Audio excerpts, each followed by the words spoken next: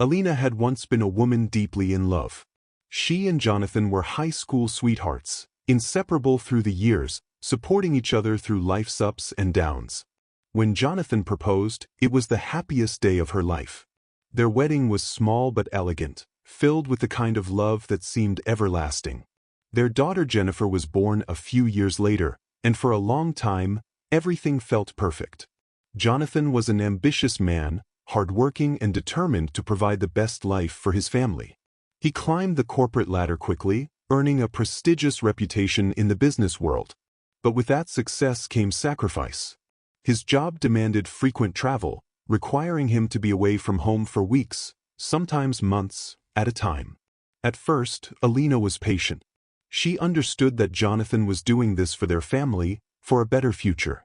She kept herself busy raising Jennifer, attending social events, and maintaining their household. But as the years passed, the loneliness grew unbearable. The house, once filled with laughter and warmth, felt emptier with each passing day. Nights were the worst, lying in bed alone, staring at the ceiling, craving the warmth of her husband's touch. She tried to suppress the feelings at first, convincing herself that it was just a phase. But something inside her was changing. Thoughts she had buried deep within her mind began to resurface.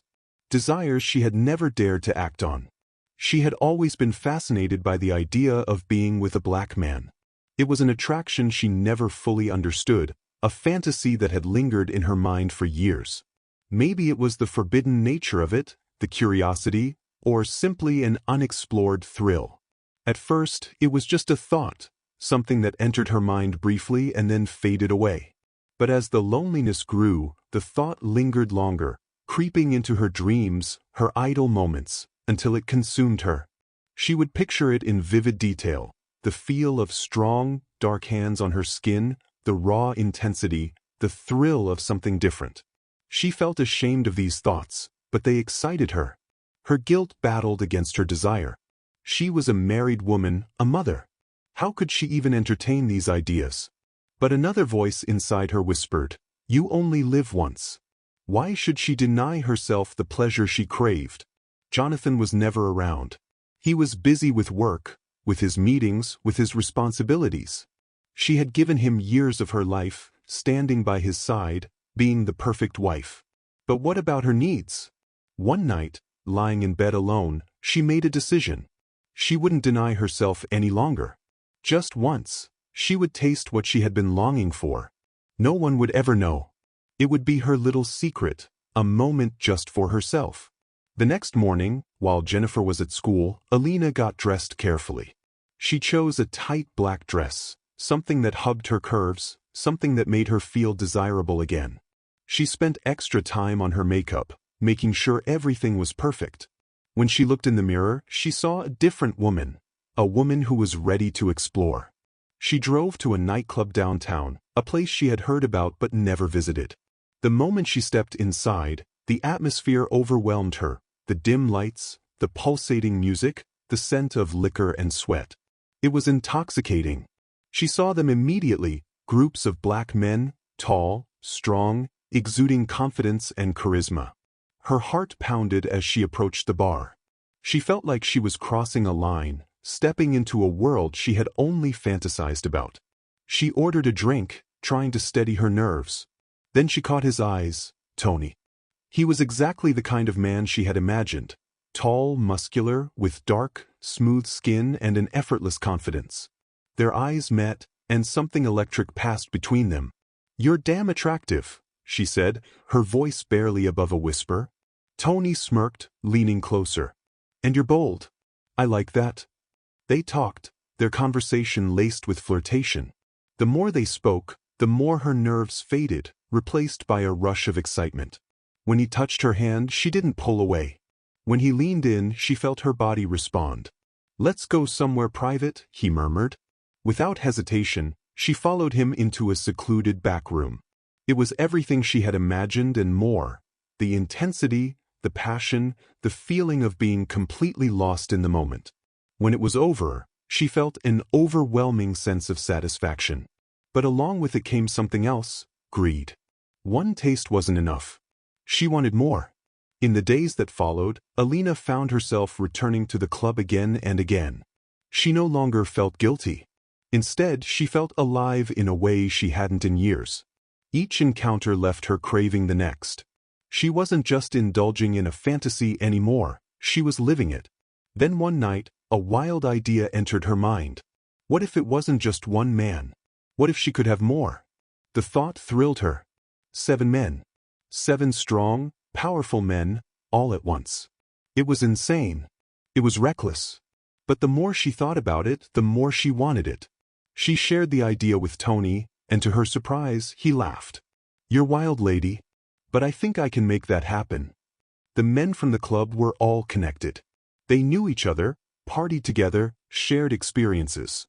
It didn't take long to arrange. The plan was set.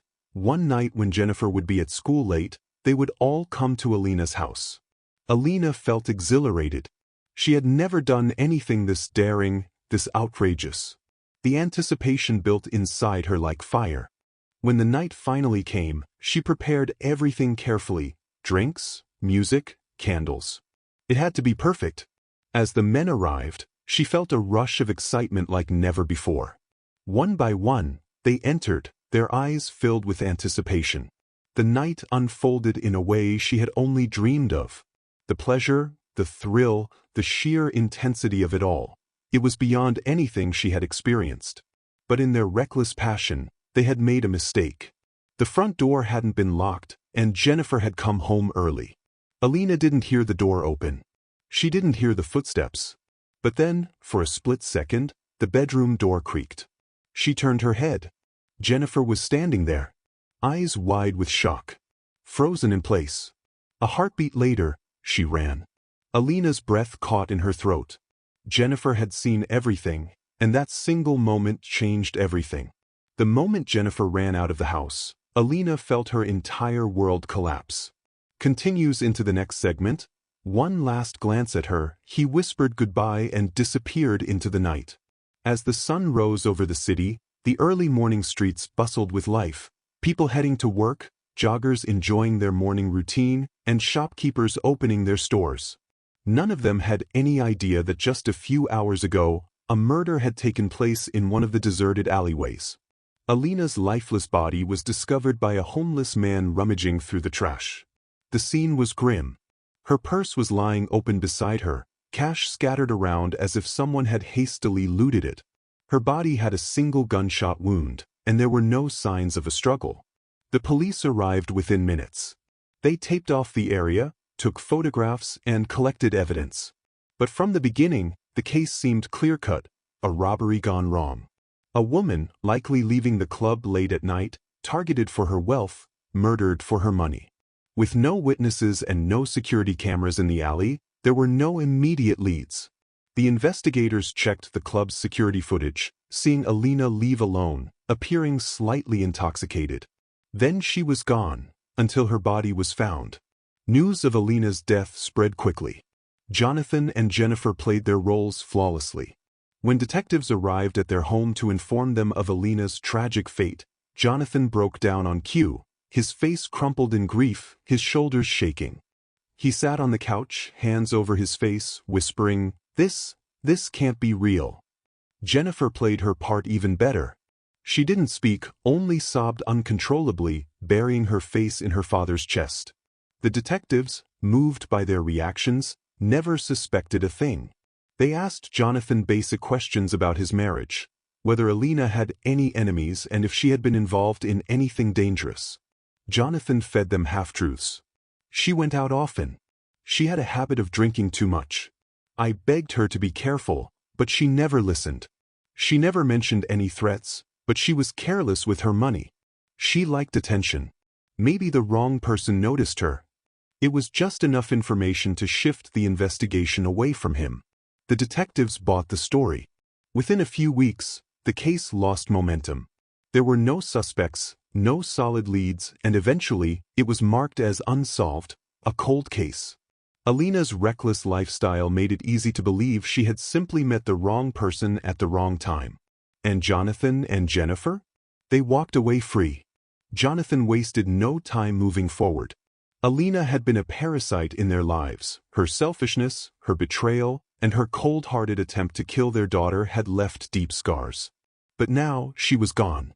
Jonathan resigned from his high-stress job. For years, he had worked long hours, sacrificing time with Jennifer while Alina indulged in her own pleasures. But that was over now. He focused on being a father first. They moved to a new home in a quieter neighborhood, a place untouched by the ghosts of Alina's past. Jennifer, though still carrying emotional wounds, began to heal. She stopped rebelling.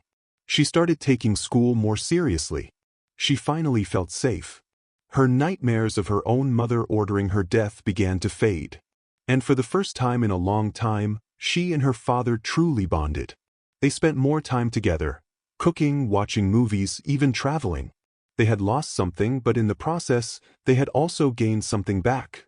A real family. One built on love, not lies. And they never spoke of Alina again. Alina had everything. A loving husband, a daughter who looked up to her, a comfortable life. But when greed, lust, and selfishness consumed her, she believed she was untouchable.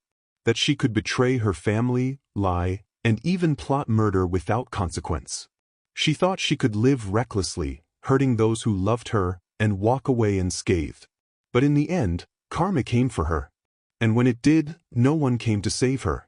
Her husband turned his back on her. Her daughter hated her. Her own hired hitman betrayed her. In her final moments, she begged for mercy. But mercy was a luxury she never gave to others. So she received none. And her cruel, self-inflicted downfall became a cautionary tale, a lesson in the price of betrayal.